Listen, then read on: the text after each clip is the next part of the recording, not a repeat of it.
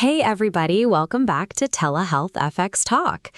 Okay, today's episode is one that I know so many of you have been wanting us to do, and it's honestly a conversation that more people in this space need to be having, honestly. We're talking about what actually happens when you stop taking a GLP-1 medication. The rebound effect, the weight regain, the return of food noise, all of it. We're not going to sugarcoat it, but we're also going to give you a real plan for how to handle it. And if you're on a GLP-1 right now or thinking about starting one of the best things you can do is work with a clinical team that supports you through the entire journey, not just the first prescription. That's what TelehealthFX does. Check them out at TelehealthFX.com. That's TelehealthFX.com. This topic hits different because there's so much emotion wrapped up in it. I hear from people all the time who are terrified of stopping their medication. They've lost 30, 40, 50 pounds on Semaglutide or Tirzepatide, and they're thinking, what happens if I stop? Do I just balloon right back up? And I get that fear, because the data on this is pretty sobering. But understanding what's actually happening in your body gives you power over it. Let's start with the data, because I think people deserve the truth. There's a really important study called the Step 1 Extension Trial. During the main treatment phase, which lasted 68 weeks, participants on semaglutide lost an average of 17.3% of their body weight. That's significant, life-changing weight loss for most people. But then the study followed those same people for 1 year after they stopped the medication. And what they found was that participants regained an average of 11.6 percentage points of body weight. That means they gained back roughly 2/3 of the weight they had lost. 2/3. And the net result by week 120 was that the average weight loss from baseline was only 5.6%, down from that original 17.3%. And it wasn't just the weight that came back. The cardiometabolic improvements they'd achieved, things like blood pressure reductions, cholesterol improvements, those also started reverting back toward baseline. And a meta-analysis published in early 2026 found that on average, patients regain about 60% of their lost weight within the first year of stopping, and that number eventually plateaus at around 75%. Some projections show patients returning to their original baseline weight within about a year and a half to just under 2 years after stopping. Now, I know those numbers sound devastating, but here's what I need people to understand. This is not a personal failure. This is biology. When you take a GLP-1 medication, it's doing some really specific things in your body. It's suppressing your appetite, it's increasing your feelings of fullness, it's dampening the reward response your brain has to food, and it's reducing what people call food noise, that constant mental chatter about what you're going to eat next, when you're going to eat, what sounds good. When you remove the medication, all of those effects reverse. And it can happen fast. Your ghrelin levels, that's your hunger hormone, they rebound. Sometimes they come back even stronger than they were before you started the medication. The satiety signaling drops, the food noise comes roaring back, and your body's metabolic set point, which is basically where your body thinks it should be in terms of weight, it starts actively working to get you back there. Your body is literally fighting to regain the weight.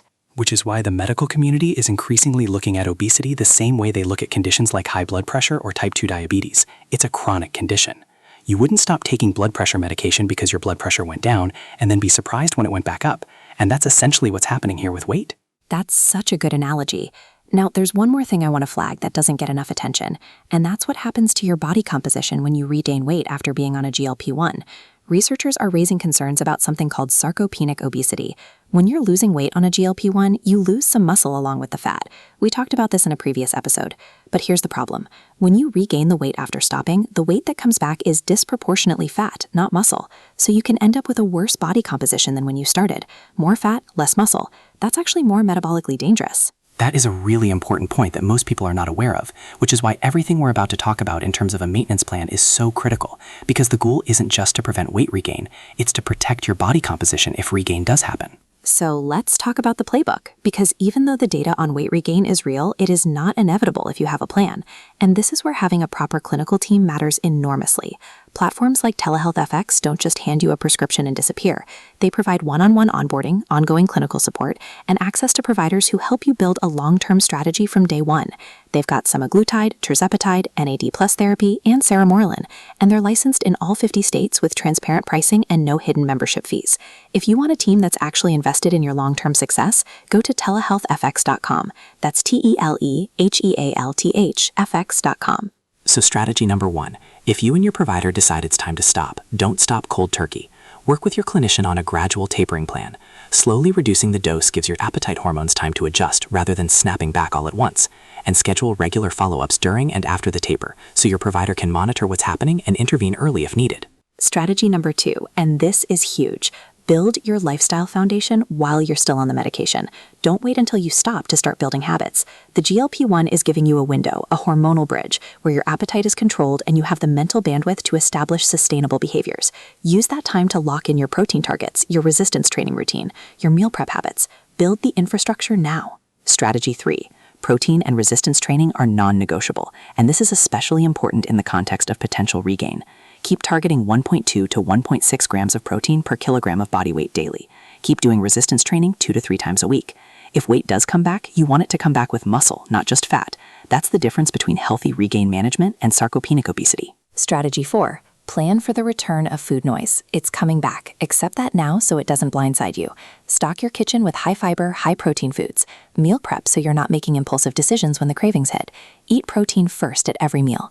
And consider working with a dietitian or therapist who specializes in eating behaviors if the mental component is overwhelming. And strategy 5, set up an early warning system for yourself. Weigh yourself once a week, not daily because that just creates anxiety. Pick a threshold, maybe 5 pounds, and decide in advance that if you cross that line, you're calling your provider. Don't wait until you've regained 20 or 30 pounds. Early intervention is everything. And honestly, for a lot of people, the right answer might be to stay on the medication long-term at a lower maintenance dose, or to transition to a different weight management approach. This is a conversation to have with your provider, not a decision to make based on what you read online. The medical community is increasingly recognizing that for many patients, GLP-1 treatment is a long-term proposition, just like managing any other chronic condition. Absolutely. And I just want to say this directly. If you've stopped a GLP-1 and you've regained weight, you are not a failure. Your body did exactly what biology programmed it to do. The right response isn't shame. It's a better plan, a better support system, and an honest conversation with your clinical team about what comes next. Perfectly said. And if you're ready to work with a team that actually plans for the long term, visit TelehealthFX.com. That's TelehealthFX.com.